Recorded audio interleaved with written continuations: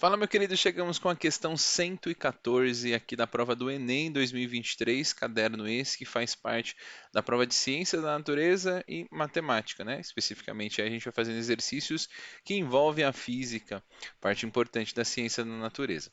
Então, nessa questão a gente vai falar sobre a propagação, a velocidade do eco, né? Então, é uma relação que busca associar a velocidade de propagação de um corpo, no caso aí de uma onda, e em relação também à reflexão, quando há uma projeção de uma onda, ela bate num obstáculo ou algum outro meio e volta até um detector de pulsos, como é que diz, descrito no exercício. Então, espero que você entenda, se você chegou nesse exercício aqui, ele tem uma ligeira pegadinha aí nesses tempos, que parece que você vai usar um, mas acaba tendo que usar outro. Então, fique esperto que a gente vai entender esse exercício como se resolve.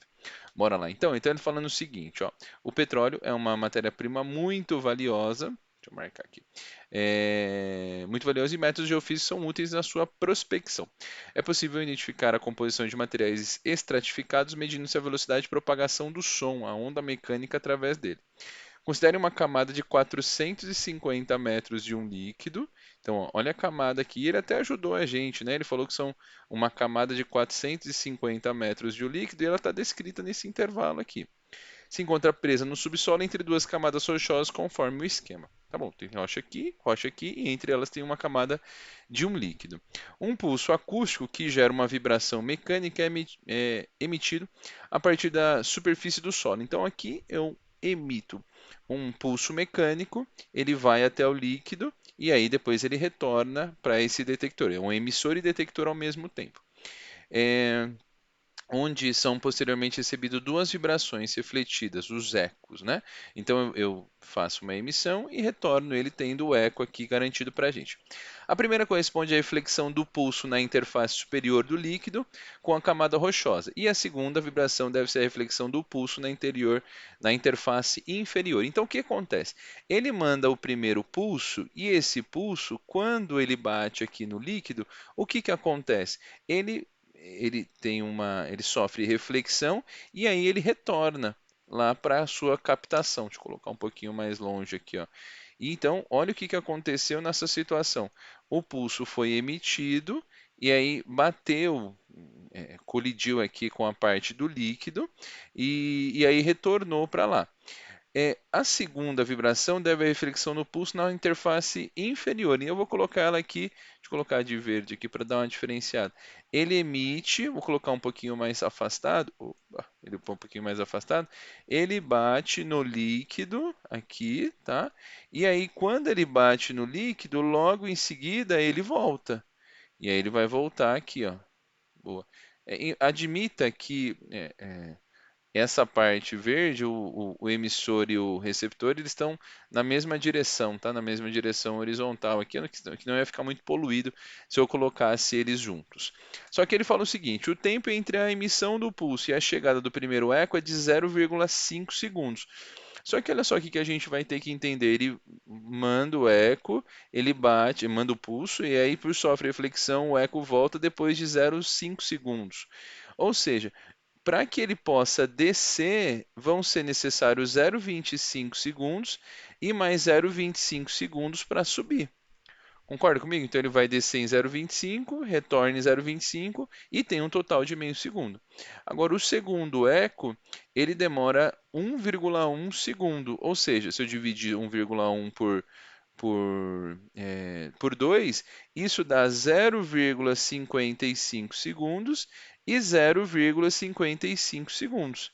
Então, olha a diferença que nós temos aqui, ó. Se a gente pegar, agora eu vou fazer um pouquinho mais forte, ó, porque pegar esse intervalo. O intervalo que ele demora para fazer essa trajetória aqui de 0,25 segundos, ele demora mais 0,55 para fazer a trajetória lá do pulso até aqui, ó, até embaixo. São 0,55 segundos. Vamos colocar aqui, ó, 0,55 segundos. Só que o que a gente pode admitir? O tempo que ele faz no líquido é a diferença entre os dois. que a gente pode marcar aqui, ó. Esse é o tempo em que esse pulso está se propagando aqui no meio dos dois. E esse tempo que a gente pode mensurar aqui, esse tempo vai ser a diferença entre 0,55 e 0,25.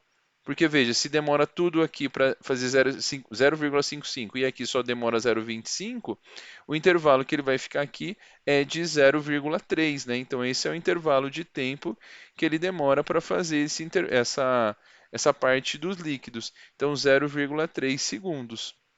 Assim, como eu sei que a velocidade dele aqui está com uma velocidade constante, a velocidade que é ΔS dividido aqui pelo tempo que ele gasta, basta a gente fazer que essa velocidade é 450, que é a distância que ele vai andar, em 0,3 segundos. Se você dividir essa velocidade aqui, 450 por 0,3, isso dá 1.500 metros por segundo. E assim você chega na solução que ele estava procurando aqui nesse exercício. Então bastava fazer uma leitura um pouquinho mais atenta, tá? Para você não se confundir essas informações que ele dá aqui, mas assim a gente descobre que isso dá 0,3 segundos, que é o intervalo de tempo aqui que ele gasta só fazendo a parte do líquido. Se a gente fizesse na parte da subida, também daria certo, uma vez que ele demora 0,55 para subir e 0,25 para subir só na rocha. A diferença entre eles continua dando 0,3, que ele faz 450 metros em 0,3 segundos. Dessa maneira, a gente chegaria também na velocidade de 1.500 metros, chegaríamos na alternativa D. E assim a gente chega na solução dessa questão número 114, aqui da prova amarela do Enem 2023, provas de ciências da natureza. Espero que você tenha entendido. Se ficou com alguma dúvida, deixe seus comentários aqui. Se não, não deixe de deixar o seu like e também se inscrever por aqui. Grande abraço e até a próxima. Valeu!